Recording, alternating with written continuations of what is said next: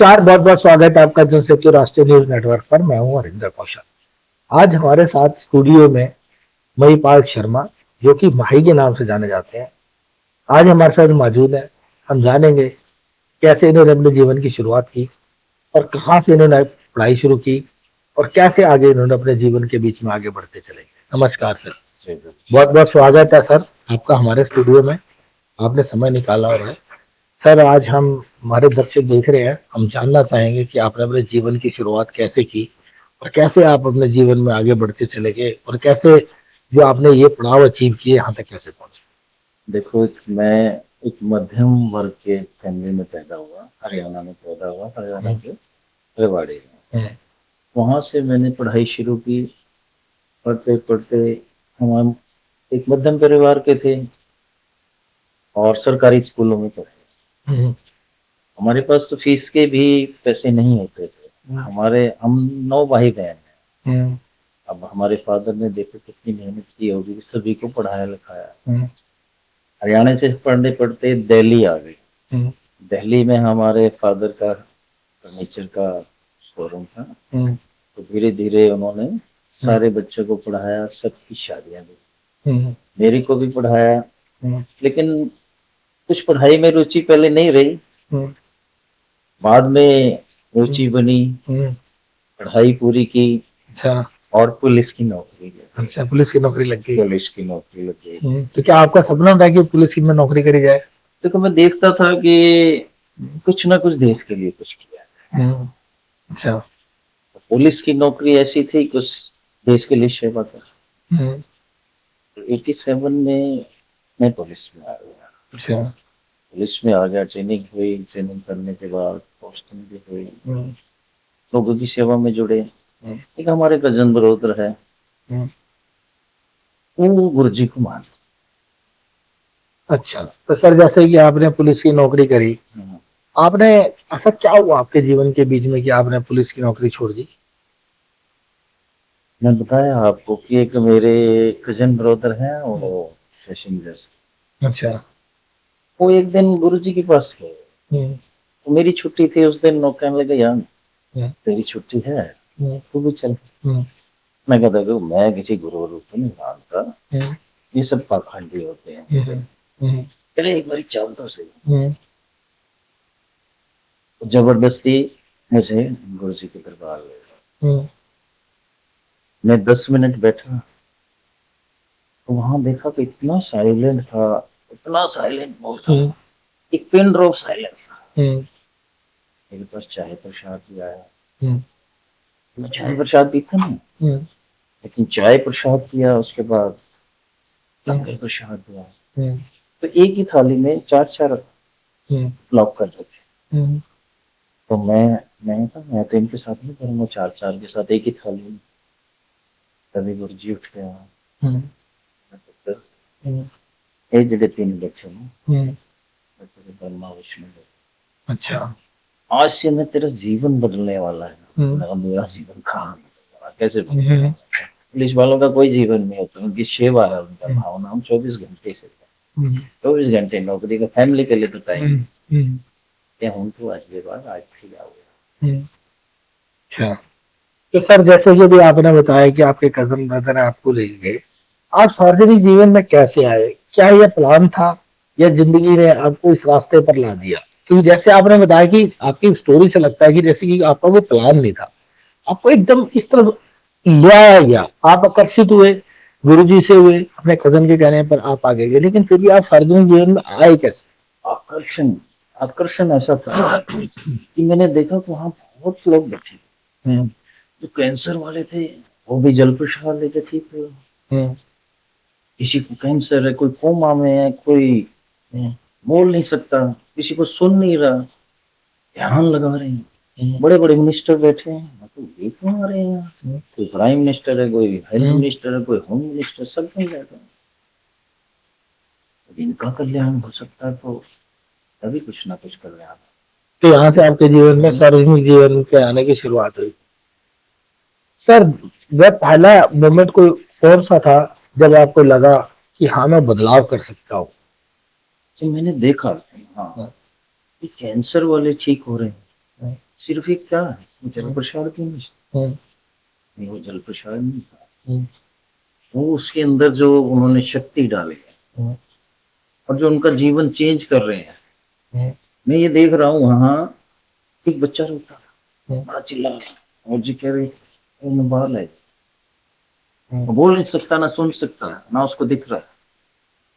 कहने 5 दिन और लेकर, मतलब 5 दिन और लेकर, तो बच्चा 5 दिन आने लगा। मेरा भी खिंचाव ऐसे हो गया कि जैसे नौकरी पे जाता तो मेरा खिंचाव उधर हो जाता। अच्छा, आपका मन करता था कि मैं जाऊँ वहाँ जाऊँ, और जैसे ही मेरे नौकरी करना मैं शीशा छूटते ही वहीं खड़ा। मैंने देखा वो बच्चा 1 2 3 चौथे दिन आता है और बीच में बैठा जोर से चिल्ला जय गुरु। अच्छा, उस दिन से वो बच्चा देखने भी लगा, बोलने भी लगा और सुनता भी। महिपाल जी, जैसे कि आपने बताया कि आपके जीवन में आपके परिवार के बीच में कोई ऐसा व्यक्ति था जो आध्यात्मिक से जुड़ा हुआ हो और जिसका जो ध्यान है इस प्रकार गुरुओं में रहा हो या किसी सत्संग में जाता हो। आपको ये शिक्षा बचपन से मिली या ये बचपन के बाद में आपने बदलाव हुआ है? नहीं, बचपन से बाद में बदलाव हुआ है, लेकिन मैं सोचता था, हमेशा सोचता रहता था कुछ ना कुछ लोगों के लिए ऐसा कार्य किया जाए जिससे समाज का कल्याण। सार्वजनिक जीवन में आने के बाद सर आपके सामने सबसे बड़ी चुनौती क्या थी? सबसे बड़ी चुनौती ये थी कि जो यंगस्ट है ना, गलत लाइन में जा रहे हैं, उनको अच्छी शिक्षा पे लाना, और उसके लिए संघर्ष भी बहुत हुआ। कुछ लोग एंटी भी हुए, हमें ये क्या करेगा, कुछ नहीं होता, इधर उधर कुछ नहीं होते, छो इनके पास मत जाया करो, ये देखा नहीं है आसाराम ने क्या किया, उसने क्या किया। लेकिन सर, जैसे कि आपने भी बताया कि लोग जो थे नकारात्मक टिप्पणियां भी करते थे, कुछ लोग पक्ष में भी बोलते थे, कुछ लोग विपक्ष में भी बोलते थे कि भाई ये जो गुरु हैं ये अच्छे नहीं होते, सारे गुरु एक जैसे नहीं हो सकते। जैसे भी आपने कहा कि आशाराम बापू, राम रहीम, रामपाल बाबा, ऐसे बहुत सारे बाबा है जो कि मतलब कि हम कहें कि उनके ऊपर दोष लगाए गए, लेकिन उनके ऊपर तो सजाफता भी हुए। वो जो उनके ऊपर आरोप लगाए गए थे वो कंफर्म भी हुए, हमारे जो न्याय व्यवस्था उन्होंने किया। लेकिन उसके बावजूद भी बहुत सारे ऐसे गुरु हैं जो जिन्होंने की मार्गदर्शन दिया है, लोगों की जिंदगी बदल दी है। तो सर, आप जब ये कोई लोग उल्टा बोलते थे, नकारात्मक बोलते थे, तो आपको कैसा लगता था और आप उन लोगों से कैसे निपटते थे? मैं उनसे यही कहता था कि आप आइए, बैठिए, वचन सुनिए, आप जरूर चेंजमेंट आएगा। ये जल प्रसाद लो, ये जल प्रसाद साक्षात अमृत है, आपका 100% जीवन चेंज होगा। पहले तो मानते नहीं, मक्खन मक्खन करके जल प्रसाद पीना शुरू, और धीरे धीरे उनके भविष्य चेंज होने लगे। जब हमने पहला सत्संग किया, स्टार्ट किया, 45 संगत, और आज हम इस सिचुएशन में हैं कि आज हमारे पास 86,000 हैं। सर, जैसे कि अभी आपने बताया महिपाल जी की आपके पास सिर्फ 45 संगत आई, लोग उल्टा बोल रहे थे, ठीक है, धीरे धीरे आपने नौकरी छोड़ी, ठीक है, उसके बाद आप गुरु जी से इतने इम्प्रेस हुए कि आपने एक अपना सत्संग भवन जो स्टार्ट किया, ठीक है, सेक्टर 8 के बीच में, उसमें सिर्फ 45 संगत थी।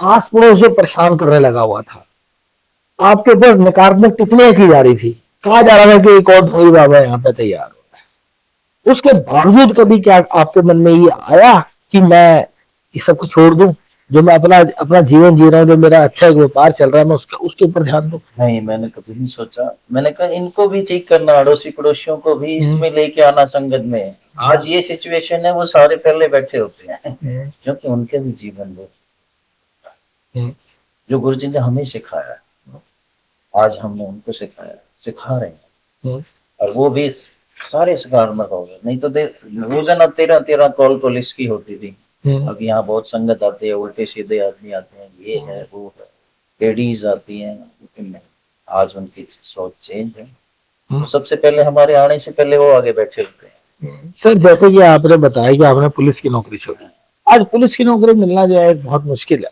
लोग उसके लिए दौड़ रहे हैं, पैसा देते हैं, अप्रोच करते हैं, ठीक है, लेकिन उसके बाद आपने उसको छोड़ने के बाद जब आप मतलब कि सार्वजनिक जीवन में आए, ठीक है, नेचुरल है कि जब आपकी एक इनकम बंद हो गई, आपने नौकरी छोड़ दी, उसके आपके ऊपर बड़ा कठिन वक्त भी आया होगा, तो उस वक्त से कैसे निपटे आप, क्या ऐसा निर्णय लिया आप? मैं 1 घंटे ध्यान लगाता था हाँ। और गुरु जी का ध्यान लगाया। गुरु जी कहना, पुत्र टेंशन नहीं, मैं तेरे नाल। लेकिन अपनी जो तू जिस रास्ते पे चल रहा है उस रास्ते पे ना छोड़, डगमगाइयो मत, मैं तेरे नाल। नवपाल जी, आपके जीवन में सबसे बड़ी उपलब्धि क्या है जिसके ऊपर आप गर्व कर सकते हैं? आज मेरे को गर्व ये है कि कल एक महाशिव की रसोई स्टार्ट, जो लोग जिनके घर में राशन या इस टाइप की नहीं है, जो वो चीजें नहीं कर पाते कि मुझे आज ये खाना है। कि सर आपको ऐसा नहीं कभी लगा कि जैसे आपने जब ये मंदिर स्टार्ट किया था, सत्संग भवन जो आपने बनाया था, स्टार्ट किया था इसको, तो 45 संगत थी ओनली 45, और जब आप 85 तक पहुंच गए तो क्या आपके लिए वो गर्व का पल नहीं था? सबसे गर्व का पल था कि इंडिया में क्या वर्ल्ड में गुरुजी ने उस स्टेज पे लाके खड़ा किया। या शायद मैं छोटा बच्चा हूं उनका, कोई नहीं। महिपाल जी, आपने समाज के लिए कोई ऐसी पहल की हो जिससे कि आपको लगा हो कि जो लोग हैं, जो जरूरतमंद है, जो असहाय है, जिनका कोई नहीं है, मतलब कि जैसे कहते हैं हम कि उनका सिर्फ ईश्वर है, उनका सिर्फ गुरु जी है, कभी आपके मन में गुरु जी की तरफ से कोई ऐसी भावना उत्पन्न हुई हो कि ऐसे लोगों के लिए कुछ किया जाए? मेरा एक सपना, जो नालायक बच्चे महाशिव रसोई, महाशिव की एक रसोई बनाने के लिए गुरुजी ने प्रेरणा दी कि एक रसोई बनाए, इससे जो जरूरतमंद है वो आके वहां अन्न ग्रहण करें, जो सोचते हैं। और एक मेरा दूसरा और प्लान, जो नालायक बच्चे हैं अपने माँ बाप को बाहर निकालते, उनके लिए एक वृद्धाश्रम बनाना, और वो गुरुजी जरूर पूरा करेंगे और जल्दी करेंगे। सर कहीं मेरे को इतना विश्वास।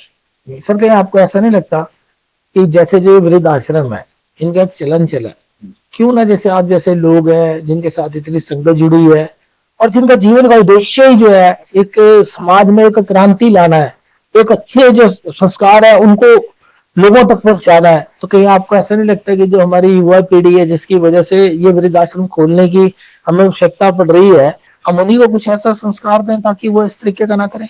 100% दे रहे हैं, लेकिन कुछ बच्चे बाहर रह रहे हैं, यहाँ इंडिया से बाहर है, उनके माँ बाप यहाँ भूल रहे हैं, उनको भी एक रास्ते पे लाना है। युवा पीढ़ी जो आज हमारे साथ 86,000 संगत है ना, उसमें से 40 से 45 हजार युवा हैं।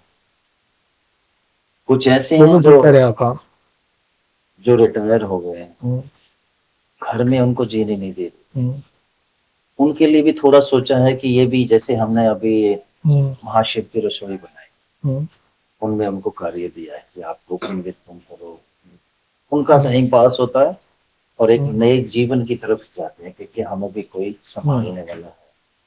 महिपाल जी, जैसे अगर आपको मौका मिले, आपको कभी मतलब कि आप एक किसी ऐसे पद पे पहुंच जाओ या कभी आपको ऐसा समय मिले, आप इतने ताकतवर हो जाओ कि आपको बदलाव लाने का कोई मौका मिले, तो आप सबसे पहले क्या बदलाव लेके आएंगे? सबसे पहले युवा पीढ़ी को जो है ना बदलाव मिला।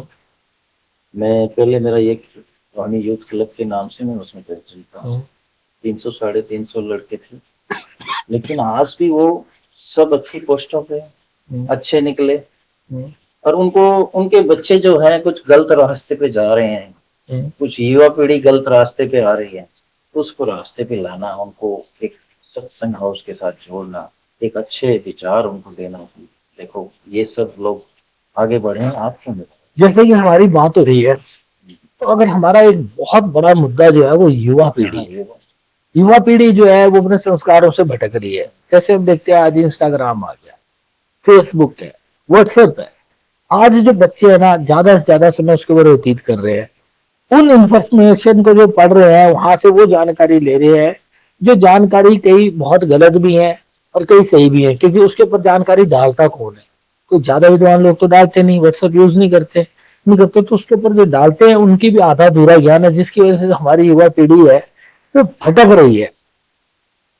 आप हमारी युवा पीढ़ी जो भटक रही है, आप इसको क्या संदेश देना चाहेंगे, कैसे चाहेंगे कि ये रास्ते पर आए, अपने माँ बाप के इज्जत करे, अपने संस्कार जो है उनको उन पर चले। जैसे हम पहले देखते थे तो कुछ डायरेक्टर ना ऐसी पिक्चरें बनाते थे, जैसे महाभारत है, रामायण है, जय संतोषी माँ है, बहुत सारे ऐसे एजुकेशनल सीरियल आए जिससे कि लोगों को लगता था, उनको मोटिवेशन मिलती थी, अपने धर्म की तरफ को आगे बढ़ने के लिए जाते थे। लेकिन आज हम देखते हैं कि शायद जो है ना, ये जो युग है ना, ये एक व्यापारिक युग हो गया, हर कोई पैसे के पीछे भाग रहा है। आज उन्हीं मुद्दों को आगे उठाया जा रहा है जिनसे कि लोग पसंद कर रहे हैं, जिनसे कि लोगों को पैसे मिले। तो क्या आप ऐसे जो डायरेक्टर्स हैं और जो हमारी युवा पीढ़ी है उसको क्या संदेश देना चाहेंगे कि ये जो हमारी संस्कृति आगे बढ़े? मैं तो जितने इनके मदर फादर आते हैं, आश्रम में आते हैं, सत्संग हाउस आते हैं, उनको भी यही कहता हूँ कि अपने बच्चों को साथ लाया करें। उनको एक नई, यहाँ आपको कुछ सीखने को मिलेगा, नई अपने संस्कार मिलेंगे और उनको नया जीवन भी मिलेगा। क्योंकि वो रास्ते भटक रहे हैं, यूट्यूब ये वो सब, जो उनमें पैसे भी उल्टे सीधे लोगों के। आजकल कुछ ऐसे लोग भी हैं जो गलत कर रहे हैं, यूट्यूब का इस्तेमाल भी गलत कर रहे हैं, गलत मैसेज दे रहे हैं सिर्फ अपने फॉलोवर बढ़ाने के लिए समझ लो। या अब देखो लोगों के बैंक से अकाउंट से भी पैसे उड़ जाते हैं, उस ओटीपी गलत मांगते हैं, होते हैं, उसमें भी लोग बहुत लुट रहे हैं। तो ये भी एक उनको सिखाना है। बस सबसे यही विनती करता हूँ अपने बच्चों को, हजार ठीक हुए तो आपके क्यों नहीं हुए, ताकि उनको भी संस्कार मिले वहाँ और वो अच्छे पीढ़ी पे जाए। आज ये सबसे जो मुश्किल है ना इस जीवन में, इस जीवन में सबसे मुश्किल ये है कि इंसान दो तरह की जिंदगी जीना। जैसे कि आप सार्वजनिक जीवन में, तो आपका निजी जीवन भी है, आपका परिवार है, ठीक है, आपको उसको भी देखना है। और फिर सुबह से जाके आप गुरु जी की सेवा में लगते हैं, आपने मासिक की रसोई स्टार्ट करी है, उसमें पूरा आपको तैयार करवाते हैं, है ना, लोगों के लिए वहां पे खाने की व्यवस्था करते हैं, हर चीज को देखते हैं कि कोई भी चीज जो है, मतलब कि जो भोजन है उसकी क्वालिटी बहुत बढ़िया रहे, साफ सफाई का पूरा ध्यान रहे। कोई भी जो आए उसको मतलब कि वहां पे लगे कि वाकई में ये गुरु की रसोई है, ये माँ शिव की रसोई है। तो आप सर इतना मेहनत करते हैं, तो आप ये जो सार्वजनिक जीवन और निजी जीवन में कैसे आप इनमें संतुलन बनाए रखते हैं? देखो ये तो आप सभी के साथ है, मेरे साथ ही नहीं है, आपके साथ भी होगा।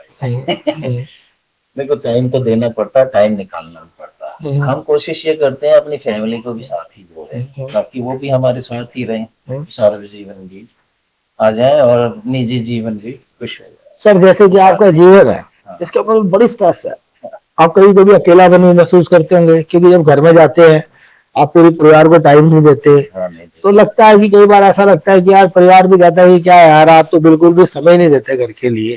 तो जब आपको कभी ऐसा लगता है, कभी ऐसा महसूस होता है, कभी अपने आप को अकेला पाते हैं आप? मैं अकेला पाता हूँ तो सिर्फ अकेले में जाके गुरु जी का ध्यान करता हूँ, मंत्र जाप करता हूँ और एक माला निकालता हूँ मंत्र जाप की, तो उससे मैं फ्रेश हो जाता हूँ। और घर वालों को भी यही कहता हूँ कि आप सब। सर जब आप में मानसिक दबाव होता है, तो क्या कभी आप कुछ पुस्तकें पढ़ना पसंद करते हैं, कुछ गाने सुनना पसंद करते हैं, या गुरु जी के भजन सुनना पसंद करते हैं? उसमें क्या आपको अच्छा लगता है? गुरु जी के शब्द सुनता हूँ और उनका मंत्र जाप करता हूँ, मेरे को उससे ही मन की शांति। महिपाल जी ने आपने हमें बड़े अच्छे तरीके से बताया कि आप अपने जीवन को कैसे जी रहे हैं, कैसे अपने जीवन को ढाल रहे हैं, और कैसे अपने सार्वजनिक जीवन और निजी जीवन के बीच में आपने संतुलन बना रखा है कि दोनों का आप बराबर चला रहे हैं। और जो आप समाज के लिए जो आपके जो विचार है, जैसे अब आप वृद्धाश्रम खोलना चाहते हैं उन वृद्धों के लिए जिनका सहारा नहीं है, किसी भी कारण से जो वो अकेले रह रहे हैं, उनको रहने की जगह नहीं है, उनके लिए जगह बनाना। फिर वो लोग, मैं गरीब नहीं कहूंगा, लेकिन जो जरूरतमंद है, असहाय है, जिनके पास मतलब खाने की व्यवस्था नहीं है, उनके लिए आपने बहुत ही बढ़िया खाने की व्यवस्था की है। सातों के सातों दिन उनको आप वहां पर भोजन उपलब्ध करा रहे हैं। जैसे आपका आगे का प्लान है, आपकी योजना है कि आप उसको बाद में बिल्कुल फ्री कर देंगे और ये 24 घंटे चलेगा, कोई भी रात को आएगा उसको भी खाना मिले ताकि कोई भी भूखा ना जाए। ये सब कुछ जो आपके मन में विचार आए, ये इनको लेकर जो हमारे दर्शक हैं, जो हमारे श्रोता आपको देख रहे हैं लाखों की तादाद के बीच में, आप उनको क्या संदेश देना चाहेंगे कि उनको किस प्रकार अपने जीवन को ढालना चाहिए, किस प्रकार वो भी अपने सार्वजनिक जीवन और निजी जीवन के बीच में संतुलन बनाए? देखो मैं सबको कहने जाऊंगा, सबसे पहले तो अपने मदर फादर चूज, क्योंकि जिन्होंने जन्म दिया उनका ऋण कभी नहीं आपका। और हमेशा किसी ना एक दिन में एक नेक कार्य जरूर, ये सभी के संदेश है और सभी को यही सलाह है, जरूर सत्संग हाउस जाया करो, अच्छे विचार मिलेंगे आपको तो आपका मन भी चेंज होगा, वाणी चेंज होगी। और ऐसे कार्य जरूर किया करो, जैसे रसोई है, इनके साथ भी जुड़ो, थोड़ा 1-2 घंटे उसमें से टाइम निकाल के आप सेवा किया। अभी हमें महिपाल जी ने बताया, आपने उनको सुना, बहुत अच्छे तरीके से बताया कि अपने जीवन को किस प्रकार से ढालना चाहिए। जी अब हमने जीवन में जन्म लिया है, इस दुनिया में आया है, तो हमारा कोई उद्देश्य है। अगर ईश्वर ने हमें जमीन पर भेजा है, इतने भी मतलब कि हम कहे चाहे अगर पूरे अरब के 7 अरब अगर जनसंख्या है, तो किसी को भी कोई भी ऐसा व्यक्ति नहीं है जो किसी बिना उद्देश्य के इस पृथ्वी पे आया हो। हर व्यक्ति का ईश्वर ने एक उद्देश्य फिक्स किया है। सबको जो है अपने जो उद्देश्य दिया गया है उसका पूरी तरह से उसका पालन करना चाहिए, पूरी ईमानदारी के साथ अपने जीवन को जीना चाहिए। बहुत बहुत शुक्रिया सर, आप आए। जय गुरु जी, जय।